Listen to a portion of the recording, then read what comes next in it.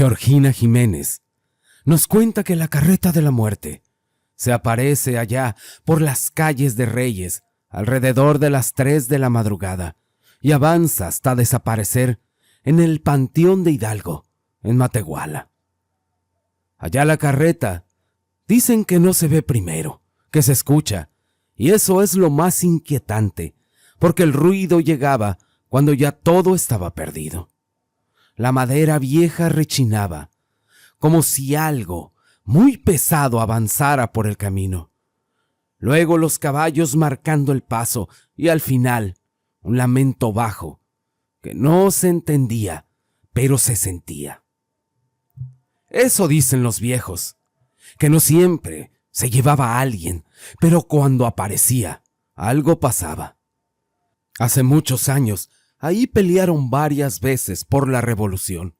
Entraban y salían soldados, fusilaban gente en la plazuela, y esa carreta se llevaba los cuerpos. Cuando la revolución terminó, todos volvieron a sus vidas normales. Pero algo quedó pegado a ese pueblo. En las noches mucha gente no salía, y cuando oscurecía, cada quien se metía a su casa y ya. Menos don Lupe. Don Lupe era un borracho de cantina, de esos que llegan temprano y se van cuando ya no queda nadie. Decía que en su casa él no podía dormir, que por eso se iba. Una tarde estaba en la parcela con Remigio, caminando entre los surcos. Remigio fue el que sacó el tema diciéndole: «¿Ya escuchaste lo que dicen, Lupe? Que por las noches apareció una carreta». Don Lupe se rió diciéndole: «Eso dicen siempre, cuando no tienen qué platicar». Remigio le dijo que ahora era distinto, que ya se había oído por el camino, y don Lupe le preguntó: «A ver, dime quién lo oyó». Remigio le contestó: «Pues eso dice la gente». Que nadie salió, pero varios la escucharon.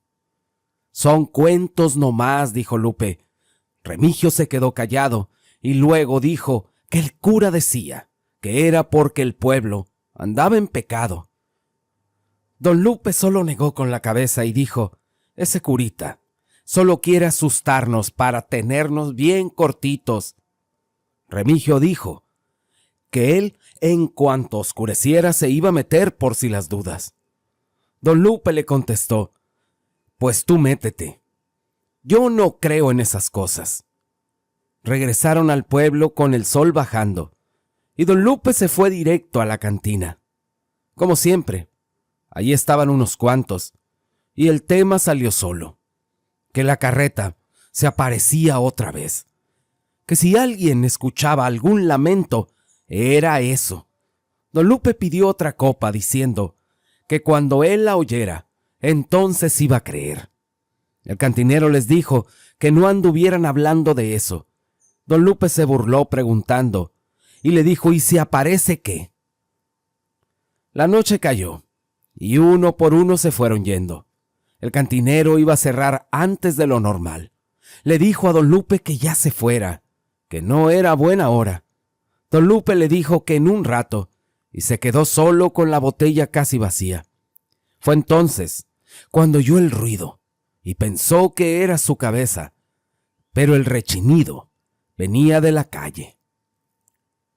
El cantinero miró muy serio a don Lupe y le dijo: «Quiero que te vayas de aquí. Ya voy a cerrar». A don Lupe no le quedó más que levantarse. La verdad traía miedo, ese miedo que no se siente, que no se acepta, pero también iba muy envalentonado por las copas. Salió tambaleándose y cuando puso un pie en la calle, sintió el aire distinto. Levantó la vista y vio una carreta venir por el camino, avanzando despacio, y ahí fue cuando los pies se le pegaron a la tierra. Quiso dar un paso y no pudo. Sintió cómo se le bajó el alcohol de golpe. Era como si le hubieran echado una cubeta de agua fría. La carreta se fue acercando, y don Lupe no quería voltear hacia arriba, no quería ver. Se quedó mirando la tierra del camino, las piedras, el polvo, pensando que si no miraba, no pasaba nada. Escuchó las ruedas, escuchó los caballos, y cuando la carreta se le puso enfrente, se quedó esperando lo peor. El ruido se detuvo, y en ese silencio oyó una voz que le habló, una voz muy tranquila.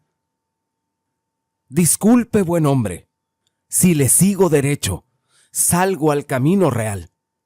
Don Lupe levantó la cara despacio y vio que era solo una carreta común, una carreta de paso, con un hombre cualquiera arriba, sin sombras raras ni lamentos. Ahí sintió que le regresó el alma al cuerpo, y le respondió que sí, que siguiera derecho. Y la carreta se fue. Don Lupe se quedó un momento parado, respirando hondo, y luego se fue a su casa sin mirar atrás. Pero ya saben cómo son los borrachos. Al otro día, en la cantina, Don Lupe empezó a contar que sí se le había parecido la carreta, que venía manejada por el mismo diablo, que se le había puesto enfrente y que él no se rajó, que lo enfrentó, que le dijo que no le tenía miedo y que ni el diablo se atrevió a tocarlo. Algunos le creyeron porque el rumor ya andaba, otros solo se rieron. Remigio no dijo nada y el cantinero solo negó con la cabeza porque sabía cómo había sido en realidad. Pero desde ese día, Don Lupe ya no hablaba igual. Y aunque contara su historia como si fuera valiente, por las noches, ya no se quedaba tan noche en las calles, porque hay cosas que aunque uno las disfrace de mentira, por dentro sabes que algo se te movió. Pasaron los días, y lo que había sido chisme se volvió costumbre. Luego la costumbre se volvió miedo, y el miedo se quedó. Porque una mañana encontraron en el camino que va a las parcelas a un hombre llamado Don Chuy, bien tieso. Según iba a vender unas gallinas, pero él estaba tirado en la pura orilla del camino, de día, no de noche. Las gallinas seguían amarradas, picoteando las hierbas como si nada. Estaba claro que nadie le había querido robar. La gente se acercó y vieron el camino marcado, las ruedas bien pintadas sobre la tierra. No eran huellas normales, se veían oscuras, como si hubiera pasado sobre ceniza. Y así fue cuando se armó el alboroto. Unos salieron de ahí gritando y otros rezando. Nadie quería volver a pasar por ese camino, ni siquiera querían rodear. El cura fue a bendecir el lugar, pero nadie se tranquilizó, porque las marcas no se borraron en días. Fue entonces cuando a alguien se le ocurrió decir que Don Lupe podía espantar la carreta, que él ya la había enfrentado y que si alguien podía hacerlo era él. La idea se fue regando hasta que llegó a la cantina, y cuando Don Lupe la escuchó, primero se rió, pero luego se quedó callado y después dijo: «Claro que voy, pero que nadie me siga, yo voy a ir solo». Pero Don Lupe les dijo: «Eso sí, ocupo que me junten algunos pesos, pidan a la gente y que den lo que sea a su voluntad, no más para echarle más ganas yo». Juntaron el dinero entre varios, no porque creyeran del todo, sino porque nadie quería ser el que dijera que no. Esa tarde, Don Lupe se fue temprano a su casa. No tomó como otras veces. Se puso una chamarra vieja y salió cuando empezó a oscurecer. La gente lo miraba desde las puertas sin decir nada. Nadie lo siguió, y es que la verdad nadie quería. Don Lupe caminó por el camino de las parcelas hasta llegar donde habían encontrado a Don Chuy. Ahí se paró, sacó una botella y le dio un trago. Miró las huellas todavía marcadas y esperó. Al principio no pasó nada, solo el aire y los grillos. Luego empezó el ruido. Primero el rechinido, después los caballos y luego el lamento. Don Lupe sintió que se le apretó el pecho. Y no crean que se movió del camino. Bueno, es que no podía hacerlo. La carreta fue saliendo despacio de la oscuridad hasta ponerse frente a él. Esta vez no bajó la mirada, levantó la cara y vio la madera negra, las ruedas manchadas, los caballos flacos y el cochero sentado ahí, quieto. Don Lupe quiso hablar, pero se le cerró la garganta. El lamento se oyó más fuerte y la carreta se quedó ahí. Dicen que don Lupe contó que la carreta lo atormentó un buen rato sin que él pudiera moverse solo. Después se escuchó el ruido alejarse. Al amanecer encontraron a don Lupe tirado en el camino. Estaba vivo, pero con una marca negra en el pecho, algo como redondo, como si fuera una rueda, pero más chica. Desde ese día ya no volvió a ser el mismo. No tomó en varios días. Después lo siguió haciendo. Ya no se reía igual. Y no volvió a hablar de valentías jamás.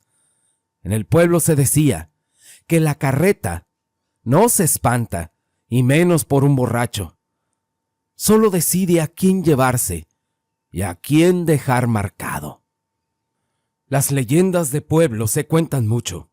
Algunos hacen caso de ellas, otros no, y a veces algunos las desobedecen por necesidad o alguna emergencia. Tal era el caso de don Tito. Dicen que él contaba esa historia en su pueblo, y aunque han pasado muchos años, todavía hay quien evita cierto cruce de caminos cuando cae la noche. Don Tito no era un hombre de problemas. Él trabajaba, tenía su casa y su familia. Y como muchos, a veces de vez en cuando se metía a la cantina. No era de pleitos ni de andar buscando broncas. Simplemente le gustaba sentarse a tomar y luego irse caminando muy tranquilo a su casa. Para llegar tenía que pasar por un cruce de caminos. No era un lugar cerrado ni apartado. Eran dos caminos viejos que se juntaban y se separaban otra vez. De día no tenía nada de raro. De noche la gente prefería rodearla. Y desde antes se decía que ahí se aparecía algo. Algunos lo llamaban el de negro, otros el malo, y nadie se ponía de acuerdo, pero todos decían lo mismo, que era mejor no pasar de noche. Don Tito conocía esas historias desde joven, las escuchó 1000 veces. Nunca le dio importancia y siempre pasó por ahí sin problemas, de día y de noche. Esa vez salió de la cantina ya tarde. No iba borracho, solo algo tomado. Él caminaba despacio, pensando en cosas sin importancia, y cuando llegó cerca del cruce, sintió algo raro. No miedo, más bien una incomodidad, como cuando sientes que no estás solo. Él se detuvo un momento y se puso a orinar. Ahí fue cuando escuchó la voz, una voz que le dijo que esas no eran horas para andar pasando por ese lugar, que ya era tarde y que ese camino tenía dueño por las noches. Don Tito se quedó quieto. Después siguió caminando con algo de miedo y se fue sin voltear, pero la voz no volvió a hablarle. Llegó a su casa con el cuerpo tenso, cerró la puerta, se sentó un rato sin decir nada, y no durmió bien esa noche. El día siguiente no le contó nada a nadie. Pensó que había sido su imaginación o el alcohol. Se dijo a sí mismo que no iba a dejar que un susto le cambiara la vida. Los días pasaron y siguió yendo a la cantina muy de vez en cuando. Y siguió pasando por el cruce, aunque ya no tan confiado, y no tan tarde, hasta que un día no tuvo opción. Ese día no fue por quedarse en la cantina, de hecho ni pasó por ahí. Don Tito había estado ayudándole a doña Chuyita. Ella era viuda, y ya no podía con muchas cosas de la casa. Le pidió que le arreglara algo, que moviera unos muebles y que limpiara el patio. Don Tito aceptó porque siempre había sido así. era de ayudar cuando se podía. Se le fue el día sin darse cuenta, entre una cosa y otra. El sol se fue bajando, y cuando levantó la vista ya estaba oscuro. Doña Chullita se dio cuenta y le dijo que se quedara a cenar, que no se fuera con la tripa vacía, que no era bueno andar así de noche. Don Tito le agradeció, pero le dijo que no, que ya era tarde, que mejor se iba de una vez. Doña Chullita lo miró con esa cara que ponen los viejos cuando saben qué cosas no se dicen. Ella le repitió que cenara, que se quedara un rato más, pero él insistió, y antes de irse, ella le dijo que se fuera con cuidado, porque las noches son traicioneras. Don Tito salió de la casa y empezó a caminar. El pueblo estaba muy callado, no se oía nada, solo el ruido de sus botas sobre la tierra. Iba pensando en lo cansado que estaba, y que al día siguiente iba a amanecer muy molido. Nada más pensaba eso. Cuando se fue acercando, sintió esa misma incomodidad que ya había sentido antes en ese cruce. No era miedo, era como si el aire se pusiera algo raro. Se detuvo un momento, miró a los lados, no vio a nadie. Pensó en rodear, pero eso significaba caminar más. Se dijo que no pasaba nada, que no venía tomado, que no era una hora tan noche como para andar asustándose solo. Dio el primer paso hacia el cruce, y fue entonces cuando escuchó de nuevo la voz. No era un grito, y no salía de algún lugar en particular, simplemente se escuchaba. Le dijo que esas no eran horas para andar pasando por ahí, que ese lugar tenía dueño, que se fuera por donde había venido, y que si volvía a pasar otra vez, le iba a ir peor. A don Tito se le fue la sangre hasta los talones. No le respondió, solo bajó la cabeza y siguió caminando. La voz no volvió a hablar. Llegó a su casa con el estómago revuelto, cerró la puerta y se volvió a sentar como la otra vez, pero esta vez sin prender la luz. Pensó en doña Chullita, en lo que le había dicho. Quería meterse en la cabeza que eso no era posible, que tampoco había visto nada, que no le había pasado nada, pero ya eran 2 veces, y para hacer imaginación, eso ya estaba de pensarse. Como la vez pasada, esa noche también durmió mal. Al día siguiente amaneció muy cansado. De nuevo no le dijo nada a nadie. No querían que pensara que estaba loco. Así que siguió con su rutina como si nada. Pero desde ese día, cuando pasaba cerca del cruce, aceleraba el paso, y aún así, hubo una noche en la que no tuvo opción. Aquella noche no tenía pensado salir. De hecho, don Tito ya estaba acostado cuando su esposa empezó a quejarse del estómago. Al principio pensó que era algo leve, pero el dolor fue agarrando fuerza. Se doblaba en la cama, sudaba y decía que sentía como si algo le estuviera retorciendo por dentro. Don Tito se levantó, le tocó la frente y estaba fría, y el dolor no cedía. En su casa no había nada para darle, y el único lugar donde podía conseguir algo era en el pueblo. Se puso la camisa casi sin abotonarla, se amarró las botas y le dijo que regresaría rápido. Ella le dijo: no te vayas a tardar, por favor, me duele mucho. Cuando salió ya la noche estaba bien entrada. No había luna, y el pueblo a lo lejos se veía apagado. Empezó a caminar rápido, sin pensar demasiado, más preocupado por su mujer que por otra cosa. De nuevo quiso rodear el cruce, pero tenía miedo que la mujer se le pusiera peor. Así que pasó por el cruce, y gracias a Dios no pasó nada. Allá en el pueblo, a como pudo consiguió el medicamento, y no se quedó a platicar con nadie. En cuanto pudo emprendió el regreso, y ahí fue cuando recordó de nuevo lo del cruce. Sabía que si rodeaba, iba a tardar mucho, y su esposa lo estaba esperando. Se dijo que no iba a pasar nada, que ya había cruzado y no había ocurrido algo, que no venía tomado, que iba a lo suyo, que era una emergencia.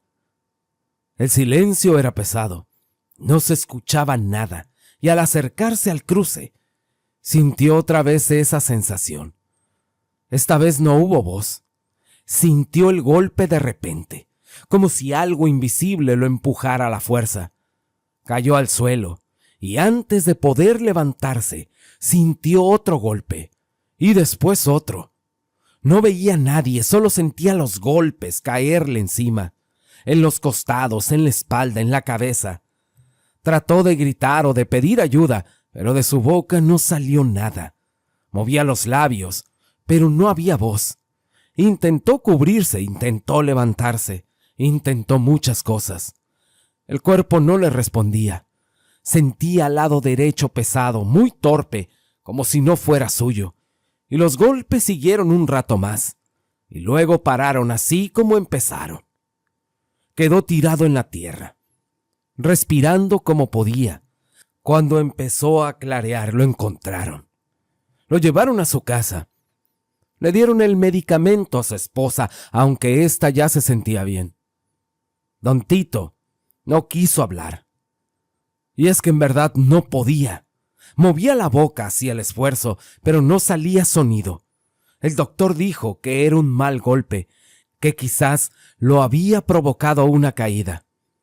Pero nadie creyó eso.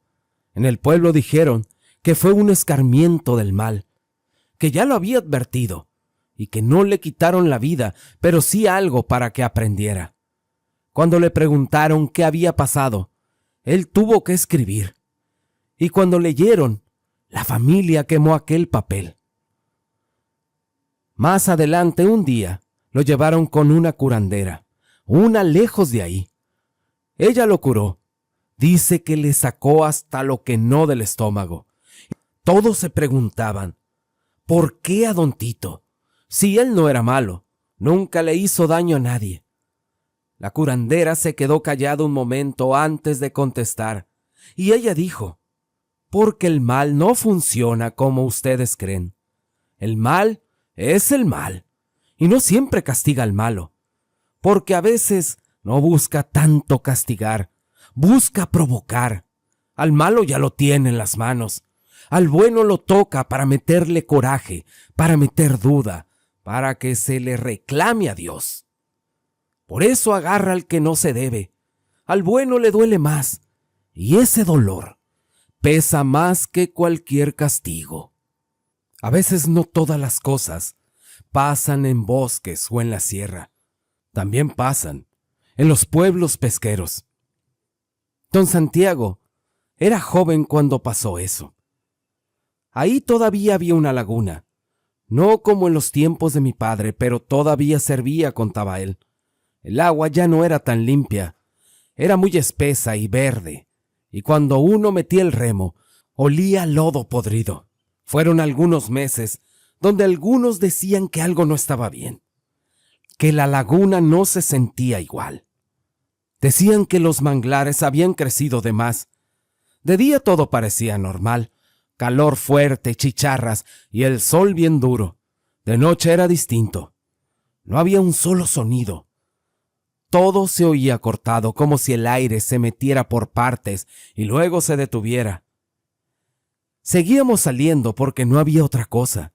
El que no pescaba no comía. Era época de camarón, pero había veda. Una veda que empezó entre los 40 o 50 más o menos. Salíamos antes de que amaneciera a veces, cuando la luna todavía se reflejaba en el agua. Cada quien sabía lo que tenía que hacer, y también sabíamos qué cosas no se tenían que decir. Por mala suerte decían. Y a la salada no se le nombraba. Nunca, aunque en esas fechas ya nadie la había visto. Yo no la vi nunca de frente. Ni nadie que yo conociera dijo haberla visto. Lo que sí empezó fue a comentarse, que fue algo blanco que se veía entre los manglares. quieto, sin moverse. Era como un bulto. Uno pensaba que era espuma y otro que era una garza, pero nadie se acercó a confirmar. Luego vinieron los silbidos. Muchos pensaban que era el aire, y cuando se daban cuenta, el viento había parado. Las redes empezaron a salir llenas, más de lo normal, mucho pescado grande, de ese que casi ya no se veía. Los compradores llegaban, pesaban, pagaban y se iban. Algunos viejos empezaron a decir que la laguna estaba pidiendo algo. Un muchacho dicen que salió una madrugada. Dijo que iba y venía rápido. Pero la panga apareció al amanecer, amarrada donde siempre, y la red estaba llena, bien acomodada. Pero él no apareció. Dicen que su mujer a cada rato iba a la orilla, que se sentaba y se quedaba viendo el agua hasta que salía el sol. Ya nadie le preguntó nada después. Ella ya no tenía nada que decir, y desde ese día ya nadie salía solo, y aún así, el silbido seguía oyéndose algunas noches, no todas. A veces parecía venir del centro de la laguna, a veces de los manglares, a veces detrás de uno. Aunque no hubiera nadie, el agua seguía quieta incluso cuando empezaba a soplar el viento.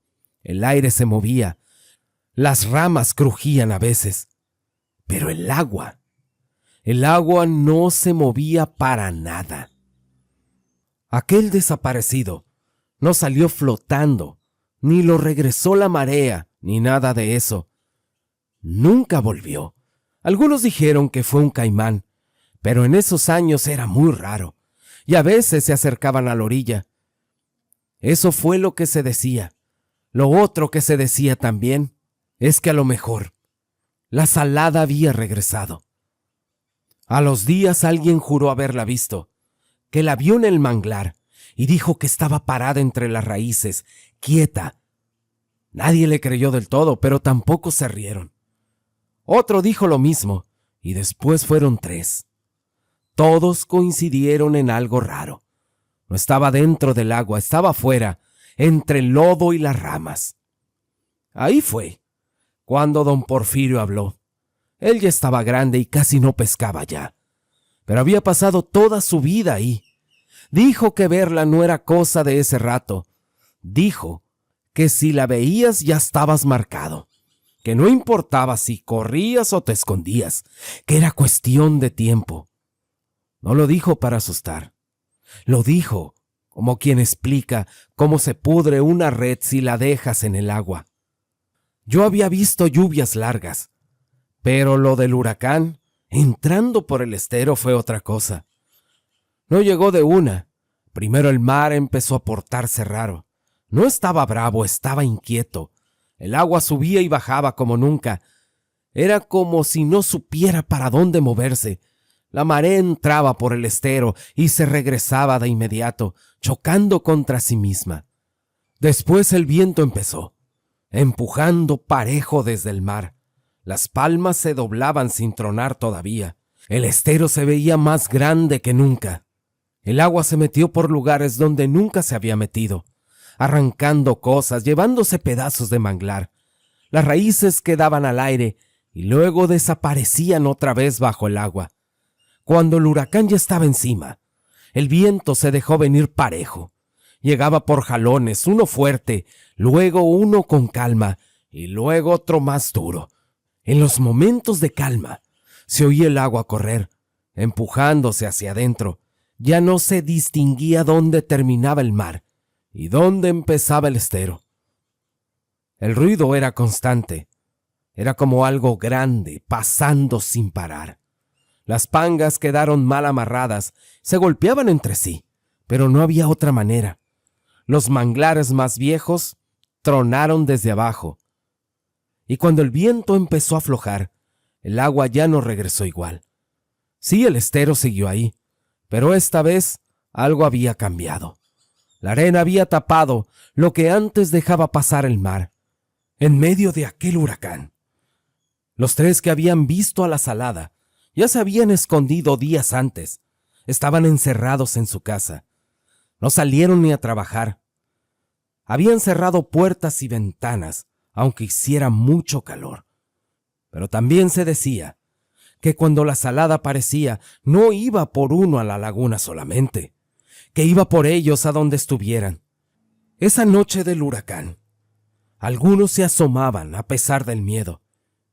Los tres dijeron que cuando relampagueaba, la veían, que era como una persona, pero que estaba blanca, como el pescado salado, que el pelo no parecía pelo, parecían ramas mojadas, colgándole de la cabeza.